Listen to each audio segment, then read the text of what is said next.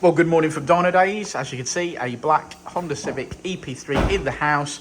Now this one's got some mods and we are going to go through those at the end. It's on a K100 ECU, so that's out and we're going to start tuning and data logging and seeing how far we get. But here we go.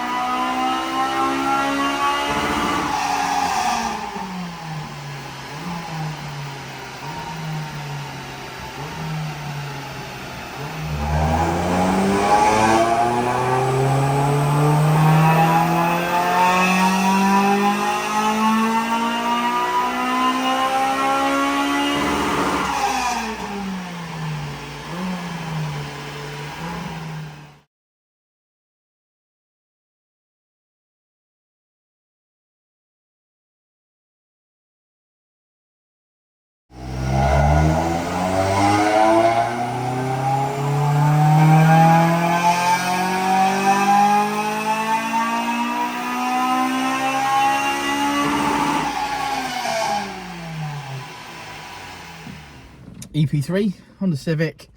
Some unusual modifications. This one. This is a weird car. Not a weird car. It's an EP3, but the circumstances surrounding where we've got to at this point are a little bit weird. I understand in the way we met the customer originally. We met the customer originally. He said he'd had an engine failure and he wanted to rebuild it. Now this setup was turbo originally. And he wanted to rebuild it. And I said, well, you don't know what damage has been done to the engine at this point, so you're going to open it up and then you may potentially end up, obviously, with a scrap engine or whatever. You have no idea what's going on in there. It may just be worth, for now, to get you quickly back on the road, put a standard engine back in it, run it at like maximum of sort of 14 PSI, and that'll get you back up and running pretty quick. And that would be a quick car. And that would sort of be a quick car. I think in the meantime, a couple of years have passed. I must be hastened to add here. The bottom end the engine was taken out, the bottom end was sent to CPL Racing and they've rebuilt it. Now, I understand that the sleeves were already in this engine originally because it was turbo. But the gentleman decided to get this back on the road. He was going to have just an NA setup. So it got 12-to-1 compression pistons put in it. It had rods put in it because they were damaged by the valve that dropped and caused the original engine failure. So he did that, had S2K oil pump and done. So CPL Racing had built a bottom end on.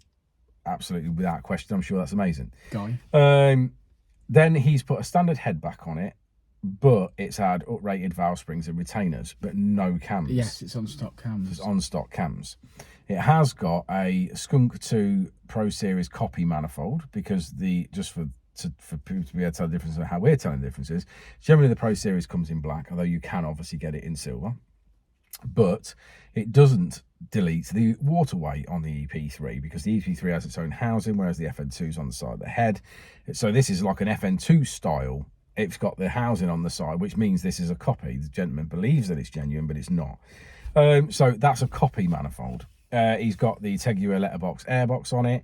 He has got what looks like probably a Japspeed 4-to-1 Decat manifold on it. He's had a custom, what I would class as B pipe that goes under your bum, under the floor. From chrome in the Eaton, 2.5 inch. But there were better options off the shelf than yeah, absolutely. And then it steps down to 2.25. So after that B pipe, it goes 2.25. So where this car, I feel, is being massively let down on its specifications is exhaust, without question. And you know, maybe I'm getting old, but that sounds way too raspy for my liking. Yeah, really, really raspy. And that's what I always say, Dan, you know the ones that have got 2.25 inch exhaust on them because they sound like that. This really sounds, I couldn't drive this. No, it is almost unbearable.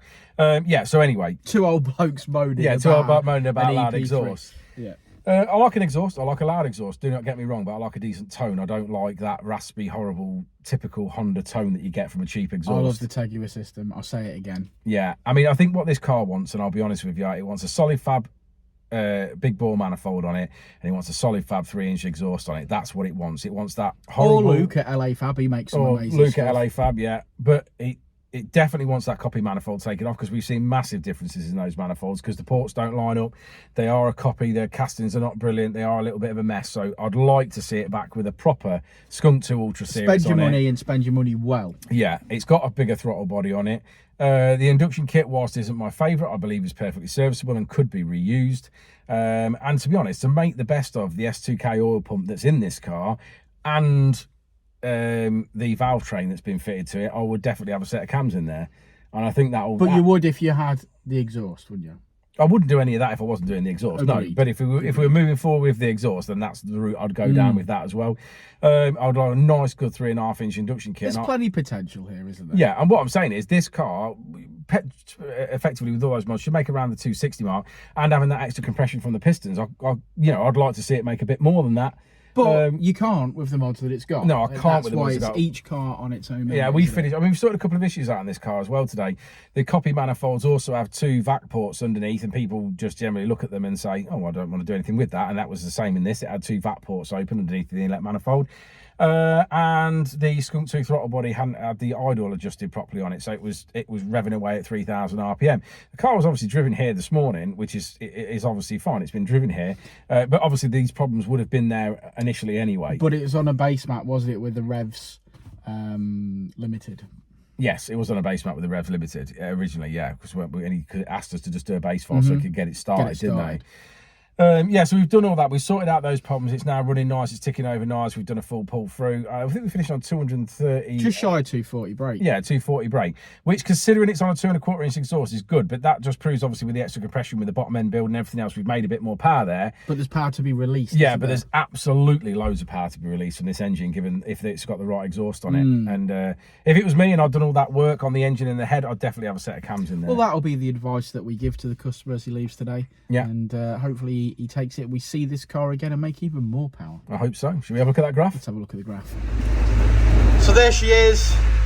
That's our graph.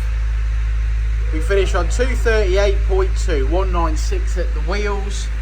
And like Richie says, we hope to see this car again after the customer's taken some advice.